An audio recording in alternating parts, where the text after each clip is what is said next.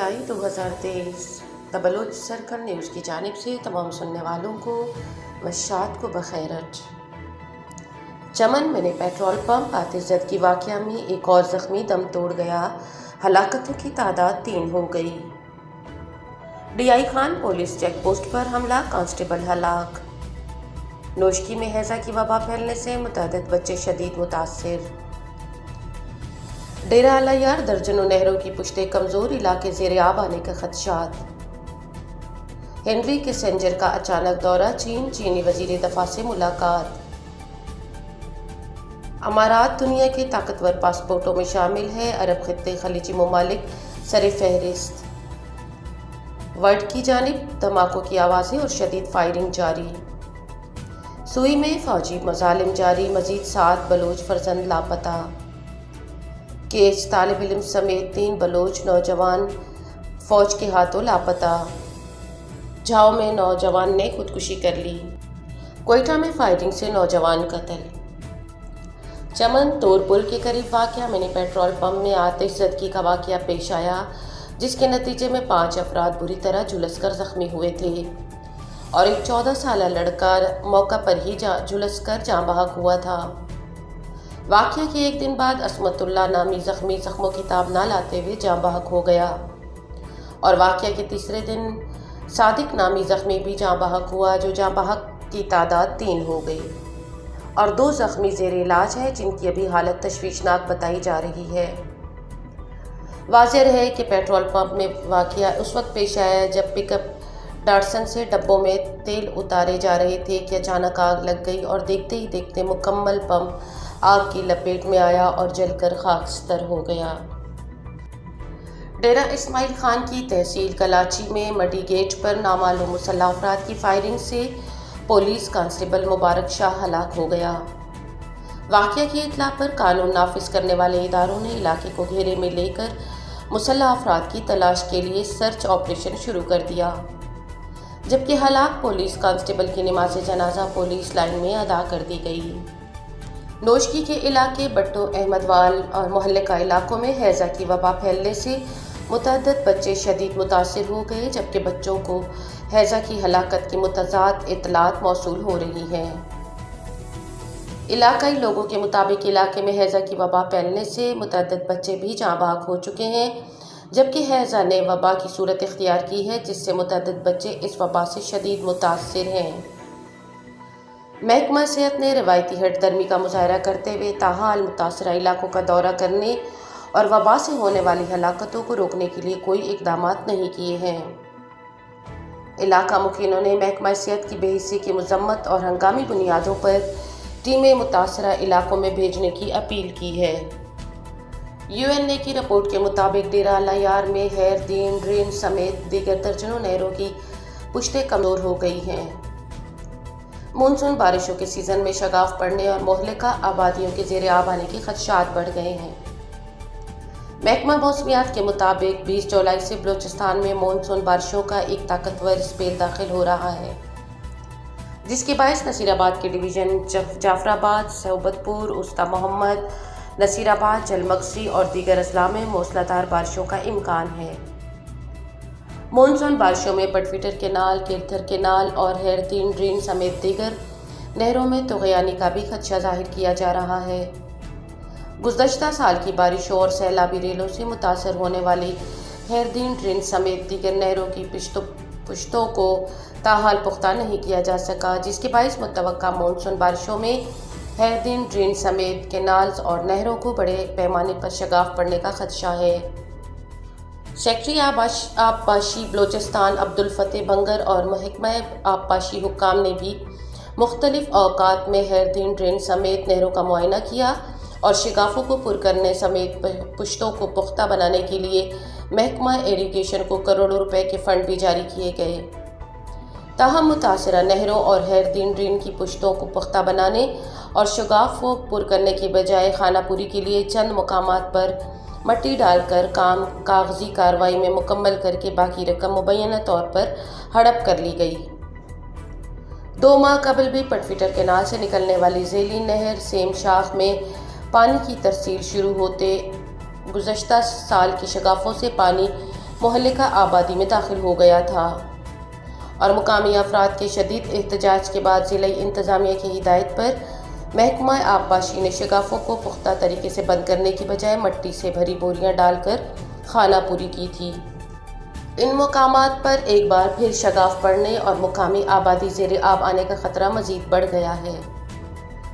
ڈیرہ اللہ یار کے الہباد محلہ، کبیر آباد محلہ، بھٹی محلہ اور دیگر گنجان آبادی کے مکینوں نے ڈپٹی کمشنر جعفر آباد سے مطالبہ کیا ہے کہ مونسون بارشوں کے پیش نظر حیتین ڈرین اور دیگر نہروں کی پشتوں کو پختہ بنانے اور متوقع سیلابی صورتحال سے نمٹنے کے لیے پیشگی ہنگامی اقدامات اٹھائے جائیں تاکہ مقامی افراد سیلابی صورتحال سے محفوظ رہ سکیں اور بارشوں کا پانی بھی ضائع ہونے کے بجائے کاشتکاری کے کام آ سکے۔ چین کی وزارت دفاع نے اعلان کیا ہے کہ سابق وزیر خارجہ ہنری کیسنجر نے منگل کو چین کے وزیر دفاع لی چونگ سے ملاقات کے لیے بیجنگ کا دورہ کیا۔ اس ملاقات میں انہوں نے چین اور امریکہ کے درمیان جاری تناؤ اور دو طرفہ دلچسپی کے امور پر تبادلہ خیال کیا۔ امریکی اخبار دی ہل کے مطابق یہ اچانک دورہ تجزیہ کار سفارتکار بیجنگ کا پہلا دورہ ہے جو کووڈ-19 وبائی مرض سے پہلے چین آئے تھے۔ کیسنجر کا یہ دورہ ایک ایسے وقت میں ہوا جب امریکہ اور چین کے درمیان تناؤ بڑھتا جا رہا ہے اور دونوں عالمی طاقتیں ایک دوسرے پر پابندیاں بھی عائد کر رہی ہیں۔ لی نے ایک بیان میں کہا کہ امریکہ اور چین کے درمیان تعلقات سفارتی تعلقات کے قیام کے بعد سب سے نچلی سطح پر ہیں، کیونکہ امریکہ میں کچھ لوگ آدھے راستے سے چین سے نہیں ملے ہیں۔ بیان میں کہا گیا کہ چین کی طرف سے پرامن ترقی کا راستہ دنیا کے لیے ایک نعمت ہے، دنیا کے لیے تباہی نہیں۔ امریکہ کو درست حکمت عملی کا فیصلہ کرنا چاہیے۔ انہوں نے کہا، ہماری دنیا کا مستقبل تبھی بہتر ہوگا جب ابھرتے ہوئے ممالک اور ترقی یافتہ ممالک امن سے رہیں اور ایک ساتھ ترقی کریں۔ ہنری کیسنجر نے، جنہوں نے نکسن انتظامیہ کے تحت خدمات انجام دیں، 1970 کی دہائی کے اوائل میں چین کے ساتھ سفارتی تعلقات قائم کرنے میں ایک اہم ایلچی تھے۔ چینی حکومت نے ایک بیان میں انہیں چین کا دوست کہا ہے۔ چینی وزیر دفاع نے گزشتہ ماہ سنگاپور میں طے شدہ سفارتی سربراہ اجلاس میں اپنے امریکی ہم منصب لائیڈ آسٹن کے ساتھ بیٹھنے سے انکار کر دیا تھا۔ اس کی وجہ لائیڈ آسٹن کی طرف سے چین پر پابندیوں کی حمایت بتائی جاتی ہے۔ چینی حکومت نے کہا کہ ان پابندیوں کو ہٹانا کسی بھی سفارتی بات چیت کے لیے ایک شرط ہوگی۔ بیان میں کہا گیا کہ کیسنجر نے بار بار امریکہ اور چین کے درمیان جنگ کے تباہ کن نتائج سے خبردار کیا ہے اور مزید تعاون پر زور دیا ہے۔ بیان کے مطابق کیسنجر نے کہا کہ امریکہ اور چین کو غلط فہمیاں ختم کرنی چاہیے، پرامن بقائے باہمی اور تصادم سے گریز کرنا چاہیے۔ ہینلے پاسپورٹ انڈیکس کے تازہ ترین جائزے کے مطابق متحدہ عرب امارات دنیا کے طاقتور ترین پاسپورٹوں کی فہرست میں بلند ترین مقام پر ہے۔ عرب دنیا میں خلیج تعاون کونسل کے ممالک سر فہرست ہیں۔ منگل کو شائع ہونے والی یہ رپورٹ انٹرنیشنل ایئر ٹرانسپورٹ ایسوسی ایشن کی خصوصی اور سرکاری اعداد و شمار پر مبنی ہے۔ متحدہ عرب امارات عالمی سطح پر 12ویں نمبر پر ہے۔ اس کے شہری 227 میں سے 179 مقامات پر ویزا فری سفر کر سکتے ہیں۔ 213 کے بعد سے یو اے ای کے ویزا فری اسکور میں متاثر کن 107 مقامات کا اضافہ ہوا ہے، جس کے نتیجے میں گزشتہ 10 سالوں میں یہ 56 سے 12ویں مقام پر آ گیا ہے۔ ہینلے اینڈ پارٹیز کے چیئرمین ڈاکٹر کرسچن ایچ کیلن نے رپورٹ میں انکشاف کیا۔ متحدہ عرب امارات کے بعد قطر 52، کویت 54، بحرین 59، عمان 60، سعودی عرب 61ویں مقام پر ہے۔